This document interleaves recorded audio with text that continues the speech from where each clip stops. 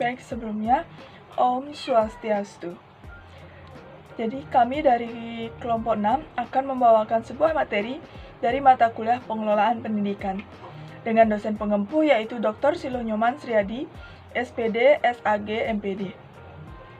Pada kesempatan kali ini, kami akan membawakan materi tentang supervisi pendidikan. Sebelum itu, izinkan saya selaku perwakilan dari kelompok 6 untuk memperkenalkan anggota kelompok saya. Di mana di sini saya sendiri, Nilo Widya Lestari dengan nomor absen 18. Itu ada teman saya, Nilo Nunik Mardianti dengan nomor absen 16. Selanjutnya itu ada Nilo Krisna Ananda Neswari dengan nomor absen 17. Baik, langsung saja kepada materi. Adapun beberapa pokok-pokok materi yang akan kami bahas.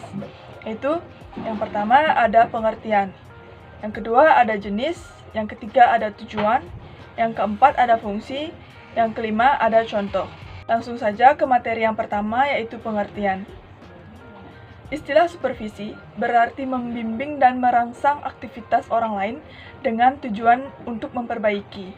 Di mana supervisi pendidikan adalah pembinaan yang berupa bimbingan atau serangkaian bentuk tuntutan yang secara umum mengarah pada perbaikan situasi pendidikan dan secara khusus untuk meningkatkan mutu proses belajar mengajar dalam berbagai contoh lembaga pendidikan. Pengertian supervisi menurut para ahli, di mana di sini yang pertama yaitu ada P. Adam dan Frank G. Dickey, di mana mereka berpendapat bahwa supervisi pendidikan adalah suatu program yang terencana dalam upaya memperbaiki mata pelajaran-pelajaran. Dan yang kedua itu ada Harris dan Benzet, di mana mereka berpendapat pengertian dari supervisi adalah pendidikan adalah bentuk tindakan sosial terkait dengan administratif agar dapat dengan mudah mempengaruhi tercapainya tujuan-tujuan pengajaran sekolah. Di mana di sini ada yang terakhir yaitu Kimball's Way, di mana ia menyebutkan bahwa arti supervisi pendidikan adalah kegiatan supervisor dalam kaitannya dengan hubungan antar manusia dan manusia lainnya yang bekerja dengan semua orang dalam lingkungan pendidikan yang ada. Sekian dari saya, akan dilanjutkan kembali oleh teman saya. Terima kasih. Materi selanjutnya adalah supervisi pendidikan. Terdapat bermacam-macam jenis supervisi pendidikan yang dapat dibedakan berdasarkan pada beberapa klasifikasi. Antara lain adalah yang pertama, berdasarkan sudut pandang organisasi, yaitu pengawasan internal.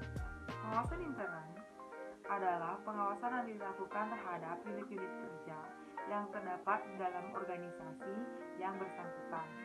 Pengawasan intern mencakup hal-hal yang berkaitan secara langsung dengan fungsi lembaga pendidikan. Contohnya seperti pengawasan terhadap sistem anggaran, pengawasan terhadap biaya standar, pengawasan terhadap laporan operasional secara berkala, pengawasan terhadap analisa statistik, pengawasan terhadap program latihan untuk membantu guru agar dapat mengerti dan melaksanakan tugas serta tanggung jawabnya. Yang kedua, pengawasan ekstern.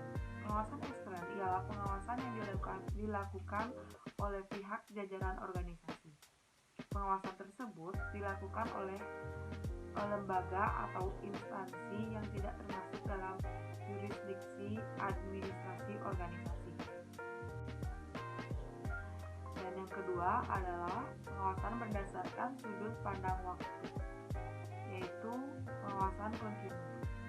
Pengawasan kontinu ialah pengawasan yang dilakukan secara terus-menerus selama kegiatan suatu masih berlangsung. Yang kedua, pengawasan berkala. Pengawasan berkala itu adalah pengawasan yang dilakukan setiap jangka waktu tertentu. Dan yang terakhir, pengawasan temporer. Pengawasan temporer ialah pengawasan yang dilakukan sewaktu-waktu berdasarkan arti kebutuhan.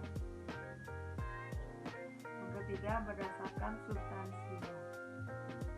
Yang pertama itu ada pengawasan bidang personal, Yang kedua, pengawasan bidang sarana dan prasarana.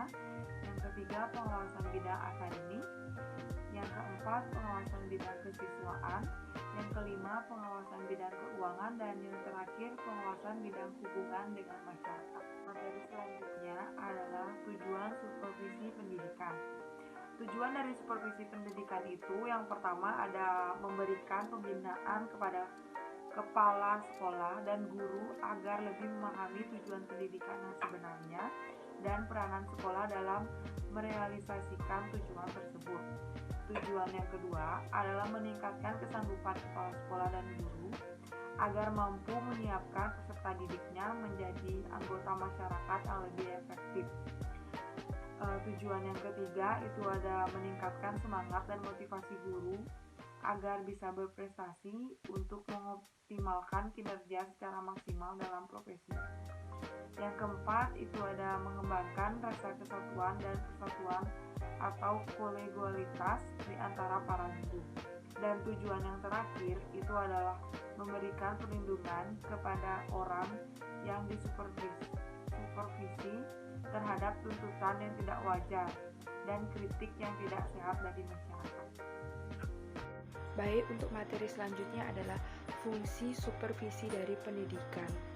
Yang pertama ada fungsi penelitian. Fungsi penelitian adalah fungsi untuk mencari jalan keluar dari masalah sosial yang dihadapi. Yang kedua ada fungsi penilaian.